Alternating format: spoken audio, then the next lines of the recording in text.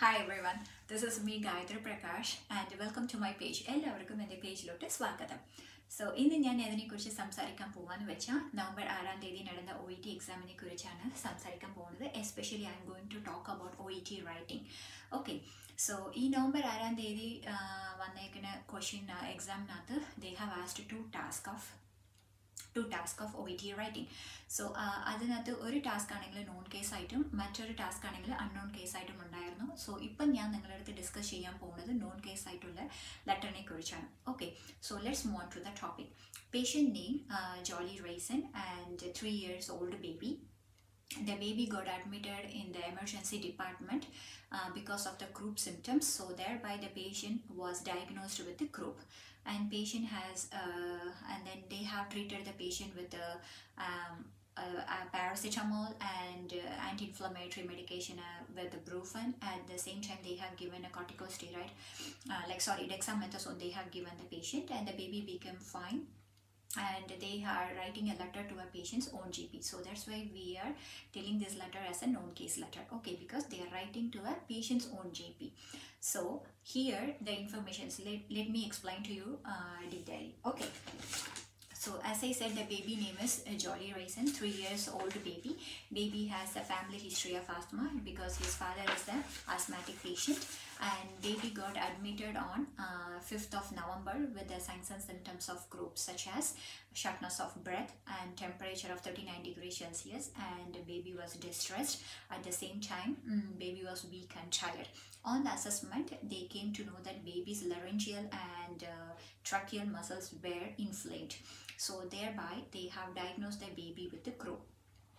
After that, they have started the treatment with paracetamol as a suspension, 4th hourly for 24 hours, and then they have given brufen anti-inflammatory medication. At the same time, they have administered IV dexamethasone. It is a corticosteroid. So after receiving the treatment, the baby became well and good, and they have kept the baby for 24 hours observation. So on the 6th, they are writing the letter to a patient's own GP. Why they are writing this letter, which means they are just suspecting that that baby may have asthma attack, and then also they wants to know does the baby can continue the medications such as paracetamol and brufen.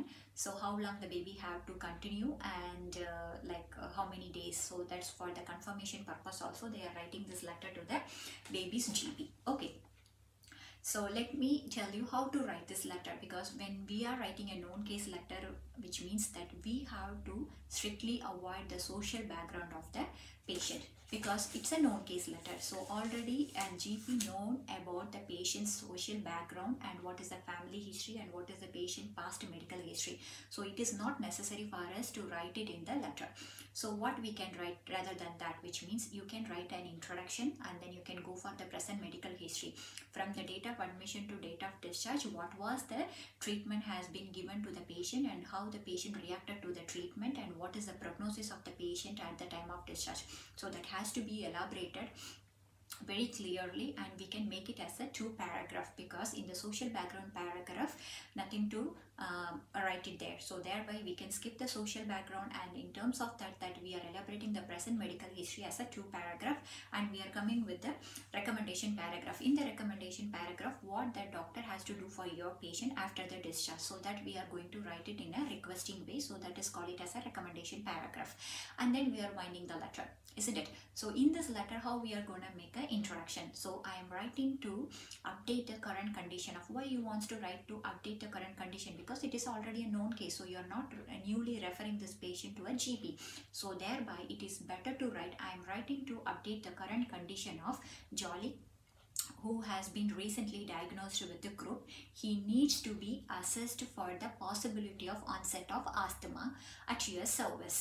So this is the way you are going to write an introduction. And coming to the point of present medical history. So how will you write the present medical history from the date of admission to until discharge? What was the treatment has been given? How the baby reacted to the treatment? So Jolly was admitted on 5th of November 2021 with the signs and symptoms of croup such as shortness of breath, then pyrexia along with distress. On examination, baby was found to have laryngeal and tracheal inflammation.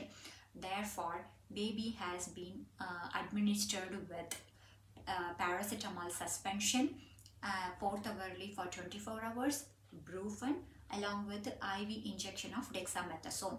Fortunately, baby showed good progress with the condition, and baby is set to be discharged. Also, baby was kept on 24 hours observation, and he is due for discharge on 6th of November. That's it. Very simple. You have written. So what all the information, the extra things which is there given in the letter that you are writing it, you are going to write, because only this much the information I have got from my students, so that I am just telling this like as a present medical history. And then you are coming to the point of recommendation paragraph. In the recommendation paragraph, you have to write it in a requesting way. So how will you write? It would be greatly appreciated if you could assess the need of the continuity of the paracetamol and the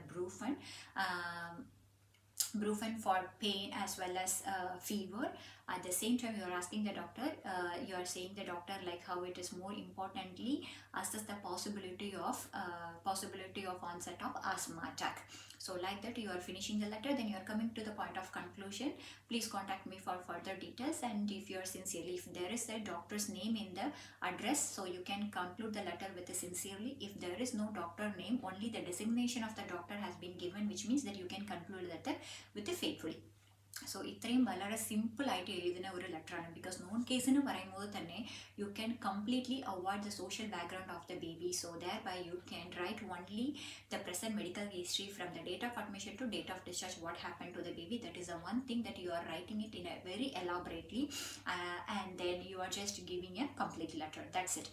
so non case എന്ന് പറയുമ്പോൾ തന്നെ it's a very simple letter ആണ്, and കുറച്ച് കാര്യങ്ങൾ മാത്രമേ നമുക്ക് എഴുതാനായിട്ടുള്ളത്. Because we won't focus on the social background അല്ലേ.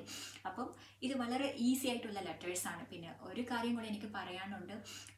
ഈ വർഷങ്ങളിൽ നടന്ന എക്സാമിനകത്ത് കുറേ നോൺ കേസ് ലെറ്ററാണ് ചോദിച്ചത്. അപ്പം നമുക്ക് കൂടുതൽ കോൺസെൻട്രേഷൻ കൊടുക്കേണ്ടത് നോൺ കേസ് ലെറ്ററാണ്. ഓക്കെ, അപ്പം ഞാൻ നോൺ കേസിനെ കുറിച്ച് സംസാരിച്ച കാര്യങ്ങൾ നിങ്ങൾക്ക് മനസ്സിലായി കാണുമെന്ന് വിചാരിക്കുന്നുണ്ട്.